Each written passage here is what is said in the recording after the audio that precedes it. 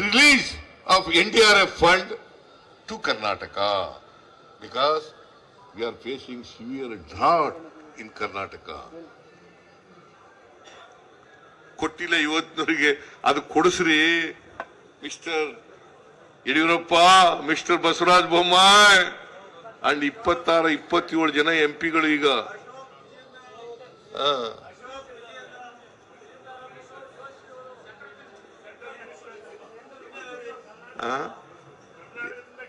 ಅವ್ರು ಯಾರ ಹೆಸರು ಯಾಕೆ ಹೇಳಿ ಅವ್ರು ದೊಡ್ಡವ್ರನ್ನ ಮಾಡೋದು ಬಿಡಪ್ಪ.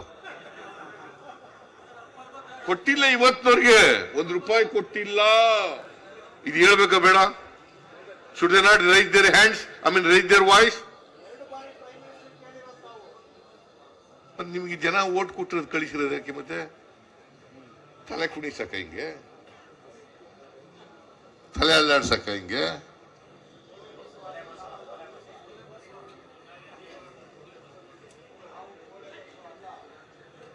ಇವ್ರಿಗೆ ಏನಾಗಿದೆ ಅಂತಂದ್ರೆ, ಇದು ಹೇಳಿದ್ರು ಕೋಪ ಇವರಿಗೆ. ನರೇಂದ್ರ ಮೋದಿ ಹತ್ರ ನಿಂತ್ಕೊಂಡು ಮಾತಾಡಕ್ಕೆ ಬಾಯಿ ಇಲ್ಲ ಇವ್ರ ಹತ್ರ. ಪಾರ್ಲಿಮೆಂಟ್ ನಲ್ಲಿ ಬಾಯಿ ಬಿಡಕ್ಕೆ ಬಾಯಿ ಇಲ್ಲ ಇವರು.